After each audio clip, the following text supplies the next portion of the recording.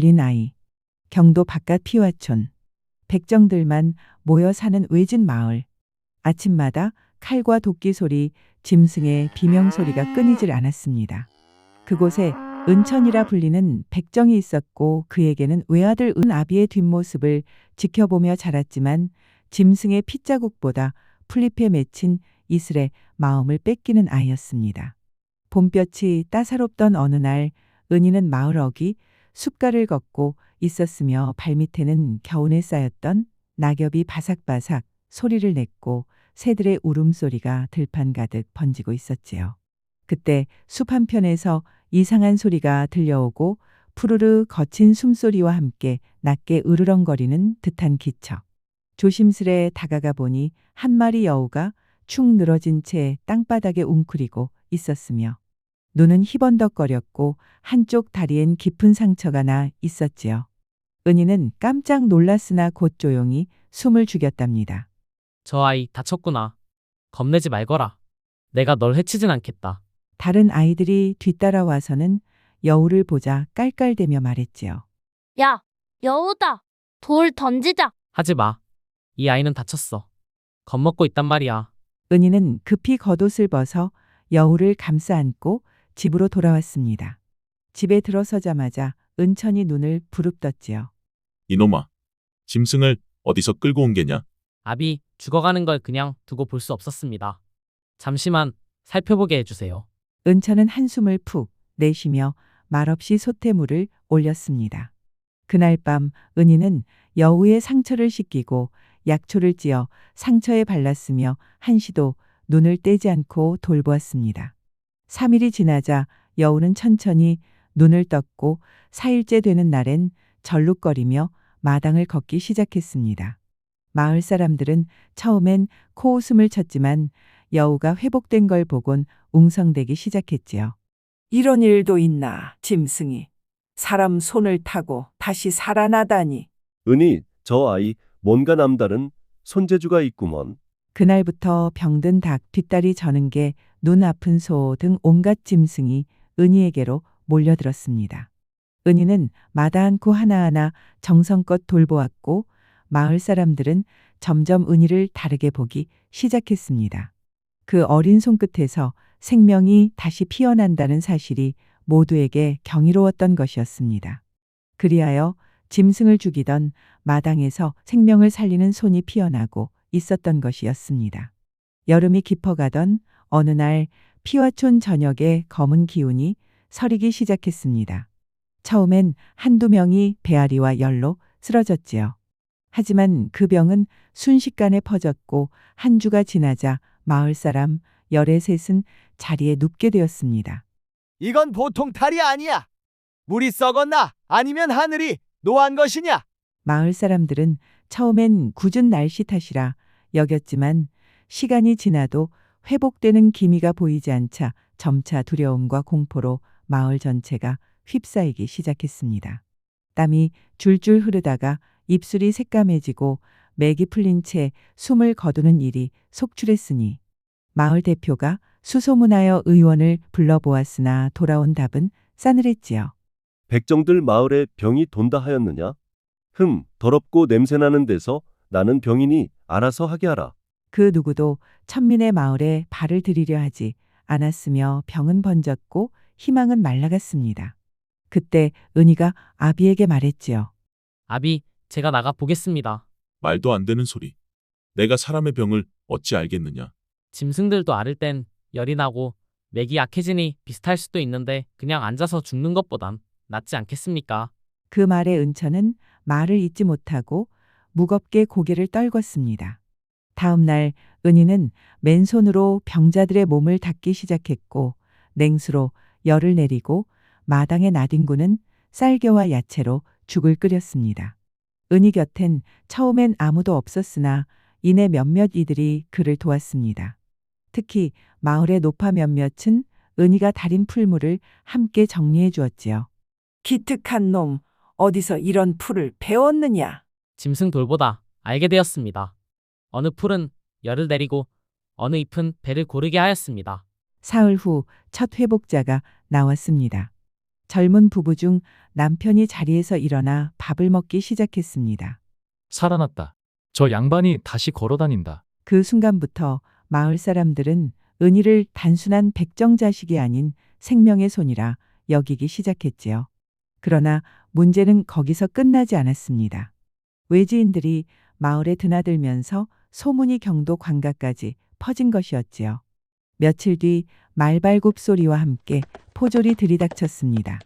이 마을에서 불법으로 의원 행세를 한 자가 누구냐? 감히 백정의 사람을 고친단 말이냐? 사람들은 겁에 질려 숨을 죽이고 있을 때 은희가 조용히 앞으로 걸어나갔습니다. 제가 그리하였고 죄라면 제가 벌을 받겠습니다. 포졸은 은희를 거칠게 잡아채어 끌고 가며 말했지요. 내 놈의 제멋대로 조선의 질서를 흐리는 것이니 감히 신분을 넘보는 자 본을 보여야겠다. 피와촌 사람들은 그 자리에 무릎을 꿇고 애원했지요. 그날 그들의 눈에는 공포와 함께 은희를 향한 진심 어린 존경이 담겨 있었습니다. 그리고 그것이 은희의 운명을 바꿔놓는 전환점이 되었던 것이었습니다. 포졸에게 끌려간 은희는 관청의 마당에 무릎 꿇려졌고 형틀이 준비되어 사람들은 몰려와 수군거렸지요. 짐승을 만지던 손으로 사람을 고치다니 가당치 않다. 이게 조선이냐 잡것들의 세상이냐. 그때 한 중년 사내가 관아에 당도하였습니다. 고운 비단복의 검은 갓, 허리에 걸린 약첩을 보고 모두가 숙연해졌지요. 그는 연유라 불리는 관애로 내의원에서도 손꼽히는 인물이었습니다. 이 아이가 백정마을에서 병을 고쳤다 하던데 사실인가? 예, 병든 이를 보고 돌아설 수 없었으며 다만 살리고 싶었을 뿐이었습니다. 연유는 은희의 눈빛을 오래 바라보더니 고개를 끄덕였습니다. 실력이 있는지 직접 시험해 보겠다. 지금 내 수하 중 하나가 열병으로 고통받고 있다. 그 자를 치료해 보거라. 성공하면 살려주마. 사람들은 술렁거렸습니다. 백정의 아들이 조선 최고의 의원 앞에서 시험을 받는다는 것, 이는 그 자체가 전례 없는 일이었지요. 며칠 뒤 은희는 연유의 집으로 불려갔습니다. 병석에 누운 자는 연유의 조카였고 얼굴은 벌겋게 달아오르고 혀는 바싹 말라 있었습니다. 은희는 그동안 돌보았던 닭과 송아지들, 멧돼지까지 떠올렸습니다. 그들에게도 비슷한 증상이 있었고 열을 내리고 장을 다스리는 약으로 회복시켰던 기억이 있었지요. 복통과 열을 다스릴 약을 다리겠습니다. 백초, 황련, 대추에 생강을 넣고 또 찬수건으로 열을 식혀야 합니다. 연유는 곁에서 묵묵히 지켜보았으며 하루, 이틀, 사흘째 되던 날 병자는 일어나 앉아 죽을 떠먹었습니다. 몸이 가볍습니다. 식은땀이 나고 속이 편안합니다. 그 순간 연유는 자리에서 일어나 은희의 손을 맞잡았지요. 이 손은 거짓이 아니다. 이 아이 짐승의 피 속에서 천하의 보배를 키운 것이로다. 그날 이후 은희는 연유의 추천으로 의서 공부를 정식으로 시작하게 되었고 그의 삶은 완전히 바뀌게 되었습니다. 연유의 문화에서 정식으로 의서를 익힌 은희는 해가 바뀔 무렵 경도에서 주최한 의원 선발 과거에 도전하게 되었습니다. 그 시험은 조선에 내노라 하는 젊은 의원들이 모이는 치열한 무대였으며 단순히 병서를 외우는 시험이 아니라 실제 환자를 진료하고 진단하는 실전 평가였지요. 이번 시험은 실제 환자 앞에서 병증을 파악하고 그에 맞는 처방을 제시하는 것입니다. 은희에게 주어진 환자는 기침과 열, 호흡곤란을 동반한 중년 남자였으며 은희는 심호흡을 하며 환자의 맥을 짚고 혀색과 눈동자를 살폈습니다. 이 병은 폐에 열이 쌓인 듯하니 가래를 사기고 숨결을 밝히는 약이 필요합니다. 그는 황백, 길경, 마왕을 주재료로 한 처방을 내놓았고 다른 의원들과 달리 빠르고 명확한 진단을 했습니다. 시험관들은 서로 눈빛을 교환하며 고개를 끄덕였지요. 저 아이, 손끝이 여느 의원보다 정직하구나. 결국 은희는 수석으로 합격하여 내의원으로 바로 등용되었고 얼마 지나지 않아 임금의 곁을 지키는 의원 중 한 명으로 발탁되었습니다. 그러던 어느 날 궁궐이 발칵 뒤집히는 일이 발생되었습니다. 임금께서 고열과 구토로 쓰러지신 것이었지요. 내의원 전체가 동원되어 진맥하였으나 누구도 정확한 원인을 찾지 못했지요. 그러자 왕명으로 은희가 불려갔습니다. 김 의원, 전하의 병을 살펴보거라. 다른 의원들은 머뭇거리기만 하니라. 은희는 조심스럽게 임금의 맥을 짚고 혀와 배를 살폈습니다.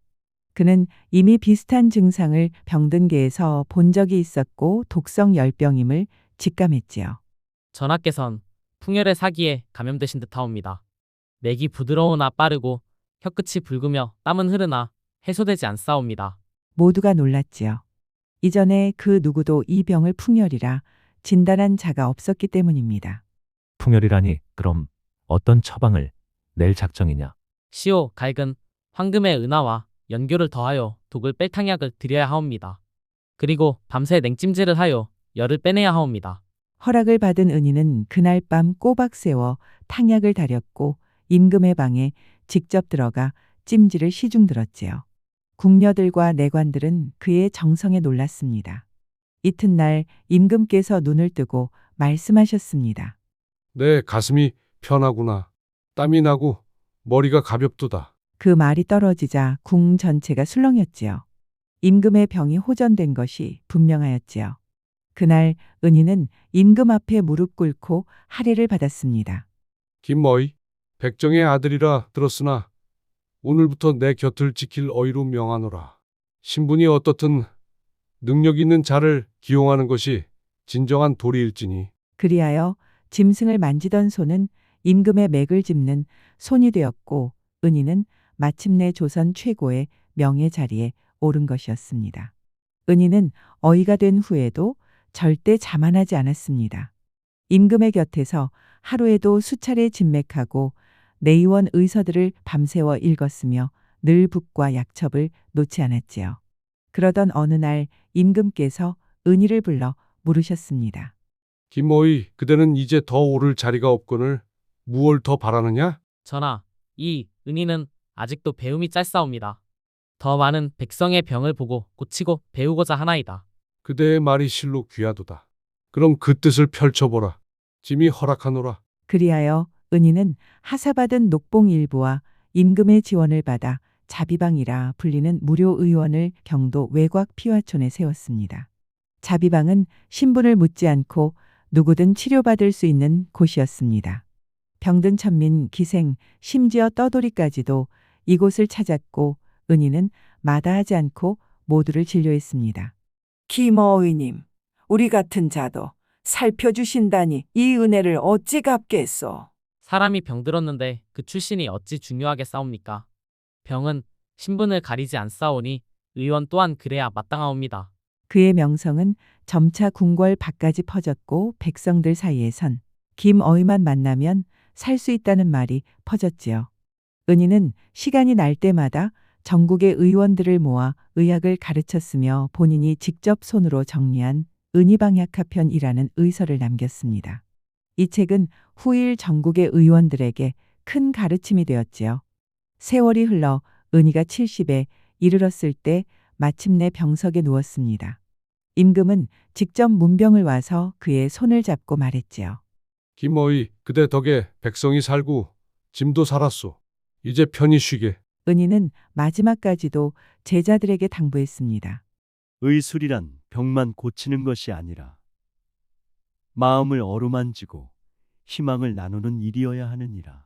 그의 장례식에는 궁중대신은 물론이고 백정부터 양반까지 모든 계층이 모여 그의 넋을 기렸습니다. 피화촌 자비방 앞에는 작은 비석 하나가 세워졌지요. 짐승을 살피던 그 손 백성을 살리다. 그 후로도 은희의 이름은 조선의 의술사의 길이 남았고 그의 삶은 다음 세대의 희망이 되었습니다. 짐승의 피비린내 속에서 태어난 손이 사람의 생명을 붙잡는 손으로 변하였소. 신분이 낮다 하여 뜻이 낮은 것이 아니며 마음과 실력만 있다면 누구든 하늘에 닿을 수 있다는 걸 은희는 온몸으로 보여준 것이었습니다. 이야기가 흥미로우셨다면 구독과 좋아요를 꼭 눌러주시고 다음 야담도 기대해 주세요.